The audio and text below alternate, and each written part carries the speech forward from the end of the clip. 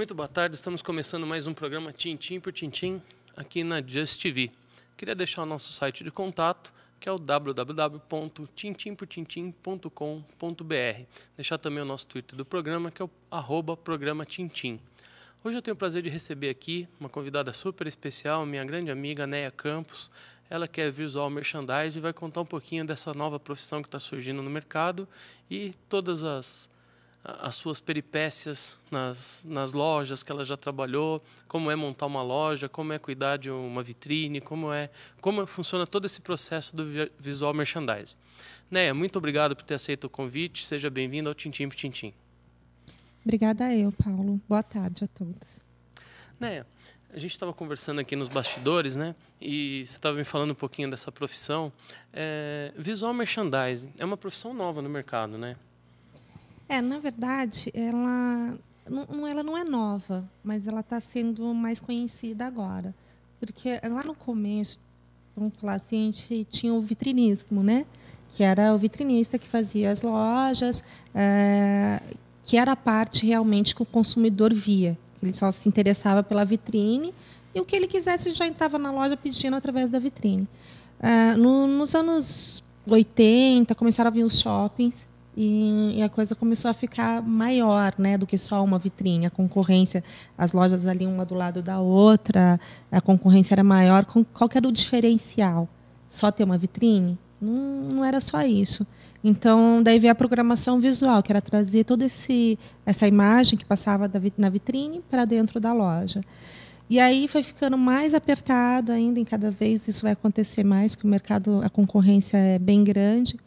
E aí entra o visual merchandising, que ele é realmente trabalhar o produto, né, dentro de loja, fazer com que ele venda. Então, a gente costuma falar que é o primeiro vendedor da loja, é o visual merchandising, porque ele trabalha o público certo, o alvo certo. Não é só uma vitrine bonita, uma exposição bonita. E essa parte do visual merchandising, ela está ligada com o marketing, de repente, da empresa, ou é uma coisa à parte, além do marketing, seria um segundo degrau de vendas para chamar o público? Porque, de repente, você pega assim, uma loja como grandes marcas, Renner, C&A, que lojas assim, mais do povão, eles têm o seu próprio estilo de lojas, mas cada loja tem uma concepção diferente, mesmo sendo da mesma rede, né? E eles têm o marketing próprio deles. Onde entraria, por exemplo, o seu trabalho numa loja muito grande,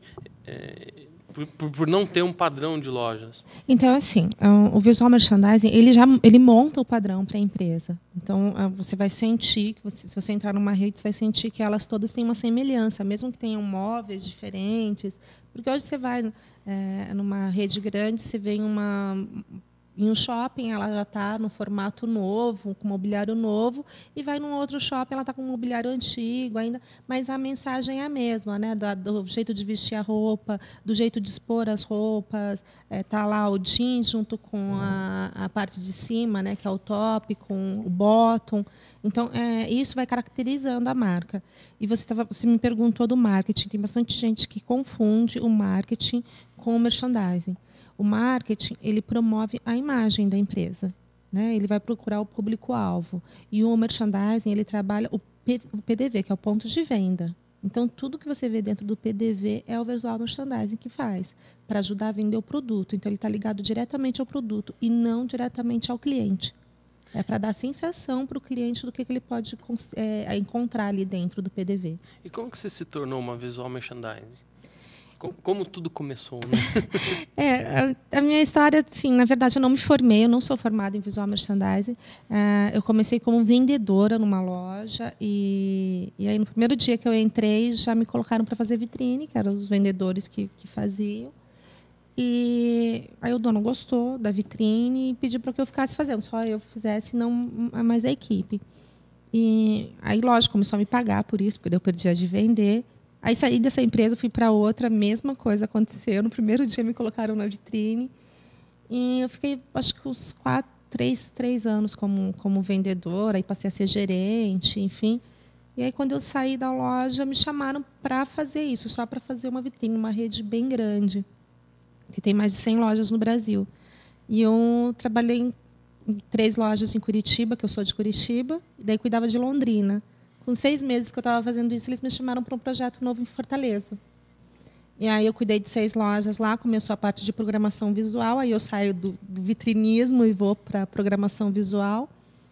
E aí eu fui promovida para São Paulo e comecei a cuidar das 100 lojas. E aí, saindo dessa rede, eu comecei a dar consultoria e trabalhar com mais lojas, e aí que vem o visual merchandising. Para você dar uma consultoria, você tem que agregar muita coisa ao seu trabalho, porque só ir fazer uma vitrine, aí se for depender só de datas festivas, ninguém sobrevive, né? E aí você vai se profissionalizando até pelo que o mercado está pedindo. Os clientes vão te empurrando a melhorar, né, o teu profissional e agregar funções para poder ajudá-los. Tá, então quem quiser também conhecer um pouquinho mais do trabalho da Neia, a gente podia deixar aqui o site de contato dela, que é o www.neiacampusvm@blogspot.com. Vou pedir para o Nil colocar ali para a gente. Obrigado, Nil. É o www.neiacampus... Tá faltando um VM aí no meio. É neiacampusvm.blogspot.com. E que dá para conhecer. Eu estava vendo aqui o site da Neia, tem coisas maravilhosas aqui. Você estava me falando que com um valor bem baixo, a gente não vai expor valores, mas com um valor bem baixo, vocês conseguiram montar uma loja da Barreds, é isso? Isso. A gente pode falar o nome aqui, não tem problema nenhum, tá? Então, assim, como é uma loja de outlet, né, que é para vender um produto barato, porque, assim, a primeira coisa que a gente tem que ver é qual que é o público-alvo e o produto que vai ser vendido. Porque, se for um produto de classe A gente já não pode trabalhar com materiais tão baratos.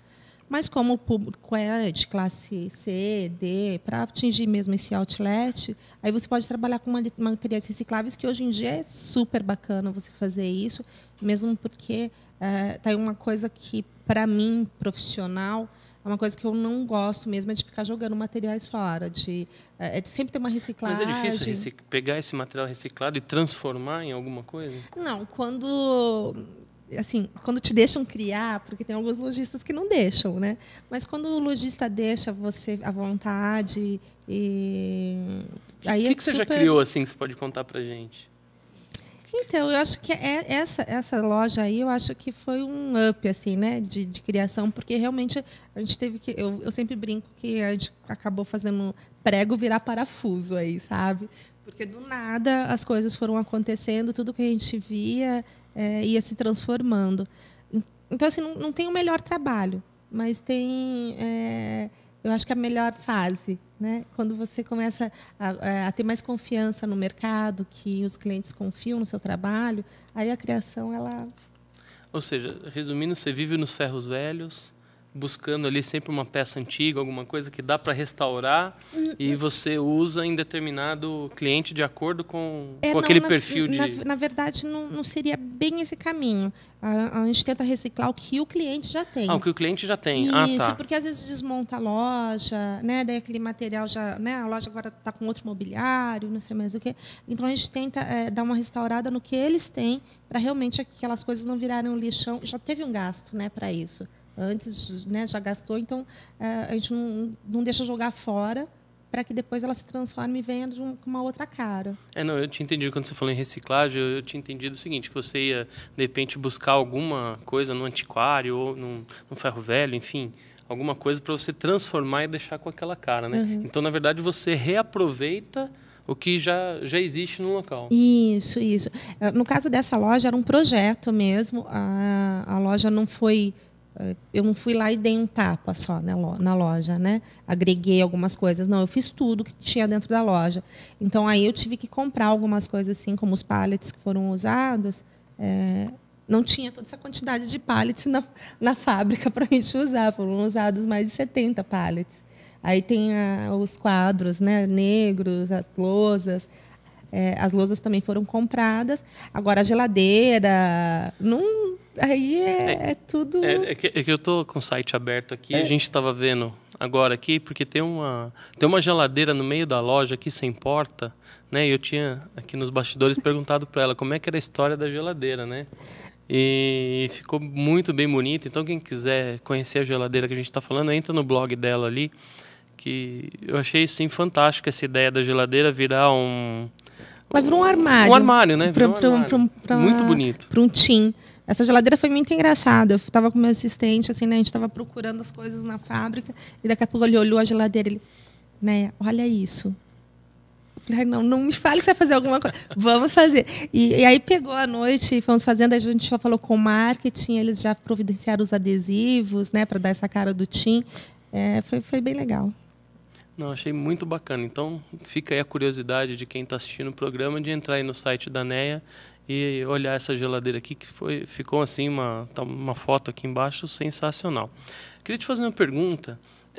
Dentro desse PDV que você falou, que é o ponto de venda, né, da loja, em algumas lojas você se esbarra em manequins, outras lojas não usam manequins, elas usam a roupa pendurada de alguma forma, outras usam aqueles cabideiros enormes, né, como a Zara, por exemplo, tem aqueles cabideiros enormes, ala masculina, feminina, criança, enfim. Voltando naquela minha primeira pergunta, né, como você pega, vamos supor, o perfil dessa loja, se o cara fala assim, poxa, eu não quero manequim, eu não tenho manequim de repente, e quero montar aqui uma loja, como é que funciona isso dentro desse PDV que você falou? É assim, olha, primeiro você tem que conhecer a história da empresa e para onde ela quer seguir, né? Qual que é o público-alvo dela. Esse é o mais importante. Quando você entende isso, você consegue ver onde esse público, o que esse público frequenta, o que ele faz, onde ele trabalha. E aí as coisas começam a ficar mais claras, porque daí você começa a se doar para esse público, né? Poxa, ele gosta disso, ele gosta daquilo. E fora as pesquisas que a gente tem que fazer. Eu tenho um site online com o mundo inteiro. Sei lá, eu quero ver Armani em Paris, eu entro lá e vejo. Então, são ferramentas que hoje a gente tem pela internet que te dão apoio para isso, né? Eu quero ver o mundo jeans, o que está acontecendo no jeans? Vou em lojas específicas. Os desfiles, os principais desfiles que tem no mundo inteiro, eu consigo ver online. Hoje, o que está acontecendo já no verão, né? O inverno já era. Então, assim, você vai adaptando tudo o que está acontecendo lá fora para a realidade do nosso país e trazendo novidades para o teu cliente. Então, eles sempre... É uma troca, né? Eles me dão informações e eu levo novidades para eles. Então, assim, para entender, por exemplo, as datas comemorativas, você tem muito mais trabalho, então. Muito. Porque muito você vai chegando próximo do Dia das Crianças, você tem que preparar um ambiente para receber as crianças. Isso. Natal para receber todos os tipos de público. Então, essas datas são... olha, Paulo, para falar a verdade, essas datas são horríveis. Então, janeiro, por exemplo, deve ser férias, né? Que é uma época de troca de presentes. E que não... Isso. Mas, assim, são datas horríveis, porque são datas curtas, você tem pouco tempo para você fazer. Dia dos Namorados, por exemplo. Dia 12, né? Então, sei lá, no finalzinho de maio, você pode já começar a montar. Mas só querem com 20 dias de antecedência. Então, se você tem 7 clientes para fazer com 20 dias de antecedência, você não consegue. É bem complicado as datas festivas. Mas aí, por isso que o dia, né, tem dias que parecem que tem 36 horas e não 24. A gente vira à noite, enfim, consegue abraçar tudo. Mas não é um período que realmente, se eu fosse falar que eu gosto, eu não gosto. Eu prefiro essa parte de lançamento de coleção, que a gente vê toda uma tendência antes, se trabalha toda a característica da loja, né, informar um público-alvo para a loja, isso é bem melhor do que esses... E você tem participação na coleção também ou não? Ou a pessoa chega, o seu cliente chega e fala assim, não, essa é minha coleção, em cima disso você vai trabalhar? Ou já teve caso de você chegar e alguém falar assim, olha, estou numa dúvida aqui, se eu faço esse tipo de coleção, ou faço mais assim, mais escuro, mais claro, mais vermelho, mais roxo, enfim. Já aconteceu isso? Então, em consultoria, não. Quando eu tive parceria com algumas empresas, como eu trabalhei para a Show Ibiza, fiquei 2 anos, eu era consultora de visual merchandising e também consultora de moda para eles. Aí ia viajar e fazia as coleções junto com compras. Com o departamento de compras, indicava, né, o que estava acontecendo lá fora, enfim. Quais eram as tendências? Quais eram as tendências. Aí hoje, na consultoria de moda, o que eu faço? Não é para o cliente, para ele fazer a coleção. A consultoria de moda que está, para quem entrar no blog vai ver que tem consultoria de moda, é para poder apresentar para a equipe. Então ele vai me mostrar toda a coleção que ele fez, que ele preparou. E aí o que o visual merchandising pode fazer? Ele pode agregar acessórios, né? Ele pode dar a cara, sabe, o movimento. Entendi. Porque uma polo, ela pode ser qualquer polo. Mas se você der esse movimento, né, ela colocar duas, uma dentro da outra, colocar um boné no cara, colocar um coturno, vai, né, que agora no inverno vai estar bem legal. Ou se você tirar o coturno e colocar um tênis, você muda o cliente, você muda o perfil do cliente. Então, aí a consultoria de moda ela entra bem. Aí que você vai no estudo do público-alvo, é isso? Isso, do público-alvo. É esse estudo que você faz justamente para saber quem seriam os possíveis compradores dessa mercadoria. Isso. E aí a gente consegue apresentar isso bem na vitrine e para o cliente interno, que são os colaboradores, os vendedores, caixa, gerente. Aí a gente faz a consultoria de moda em cima disso. Tem algum segredo para fazer vitrine? Existe algum segredo ou vai muito do gosto de quem olha? Porque eu acredito que não dá para agradar todo mundo, né? Porque cada um tem um gosto diferente. Mas tem alguma coisa básica que você fala assim, não, todas as minhas vitrines, não precisa falar o que é, mas todas as minhas vitrines têm que ter A, B e C, e isso daí é o que realmente chama o público? Não, acho que a gente já falou, né, do começo como que tem que ser uma história, mesmo que é saber o público-alvo, mas eu acho que não tem receita. Eu acho que é dom.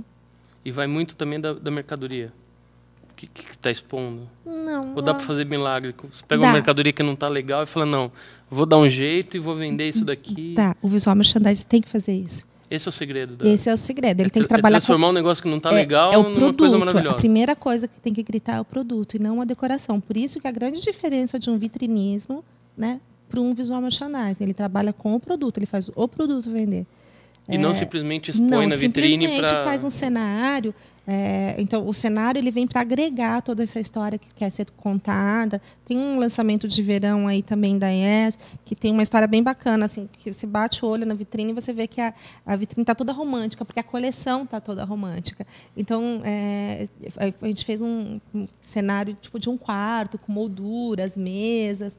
Então, você tem toda aquela sensação do romantismo, da mulher se cuidando. E as roupas estão assim. Então, a primeira coisa que eu precisei saber era como que vinha essa coleção, como que a roupa estava, para poder passar esse cenário. O cenário não era o primeiro, né, plano. O primeiro plano é a roupa. E o dom. Eu acho que, para quem cria, em todas as profissões assim, que tem que ter criatividade, eu acho que o dom é o essencial. Teve alguma vitrine que você chegou e olhou para ela e falou assim, nossa... Achei que estava uma maravilha, olhando melhor, eu detestei, arranca tudo, vou fazer de novo. Várias. Já aconteceu isso? Várias, e vai acontecer ainda muitas vezes. Ou seja, você fez ali, achou que ia ficar uma coisa, quando você saiu, olhou para a loja e falou assim, não tem nada a ver com o que eu queria. O dia que não acontecer mais isso, eu paro. Ah, é? Com certeza. Então é comum? É muito comum. Porque nem sempre é o que está aqui na tua cabeça. Porque assim, se a gente tivesse tempo de fazer um piloto antes, né? Aí tudo bem, mas não, a gente até tem tempo de fazer um piloto. O piloto que a gente chama é assim, tem uma rede de 10 lojas, a gente vai lá e faz em uma para depois ser multiplicada para as outras 9. Aí é um piloto, a gente fala monta, desmonta. Mas muitas vezes não, você pega uma rede aí que tem uma do interior, em Botucatu, a IES, ela é uma rede com 7 lojas e uma diferente da outra. Então, várias vezes a gente erra e vai lá e conserta e faz de novo. E já aconteceu de um cliente seu chegar, olhar e falar assim, meu Deus, o que você fez aqui? Não gostei, volta no que estava antes. Já. Não precisa falar quem foi, mas já aconteceu isso? Já, sim. E clientes antigos meus, que eu estou até hoje com eles. Mas é legal que é uma troca, porque a pessoa tem a confiança, porque senão simplesmente ia falar assim, não, obrigada, está aqui, está pago e tchau, né? Não, eles querem essa troca. Não ficou bom, não está vendendo. Porque, assim, antes, principalmente para cliente mais novo, eu escuto muito ainda. Mas o da Pibus, que é o que sempre mais fala, né? Ele pergunta, e aí, gostou da vitrine? Ele, amanhã eu te falo. Vai ver a venda, né? Se a venda foi boa. Se vendeu bastante, a vitrine tá boa. Se não gostou, volta aqui e muda tudo. Olha, a gente tem uma parceria há 9 anos já com a Pibus e ele sempre fala a mesma coisa. Então, poxa, mas é bom isso, é bom. Faz com que você também se sinta viva, sabe? Eu não sei tudo e o cliente ele te exige cada vez mais, é uma troca boa. Já aconteceu algum acidente nesses trabalhos ou não? Não. Assim, não, acidente que eu falo assim, de pagar um mico, vamos supor, a loja está aberta, deixar cair alguma coisa em cima de alguém. Ou... Um manequim, né? O manequim às vezes esbarra, às vezes as crianças, né? Porque tem umas crianças assim que são mais fervorosas que outras, daí realmente pode acontecer. Mas já chegou a acontecer ainda não? Já. Os manequins já. Mas a gente vai aprendendo, a gente vai vendo o melhor horário para fazer, ou senão vai tirando devagarzinho, né? A ideia vai diminuindo isso. E você acha que, voltando um pouquinho para a gente falar de reciclagem, que eu acho que é um tema bem interessante para a gente tocar, você acha que hoje a tendência econômica, até pelo que o país passa, que já não é tão ruim como alguns anos atrás, você acha que essa tendência de reciclar vai pegar? Porque ainda não é uma coisa normal da gente ver as lojas, enfim, as empresas e tudo mais reciclando o seu próprio material para ser reutilizado, né? Tem muito lugar que a gente vê, não, joga fora, compra um novo, muda o modelo, muda a cor e não recicla o próprio material. Aí você falou de que fez uma loja que é praticamente 100% reciclada. Você acha que essa tendência de reciclagem vai se expandir aqui em São Paulo, Brasil? É assim, Paulo, para o público final, ele não consegue enxergar isso, mas isso está acontecendo há bastante tempo já.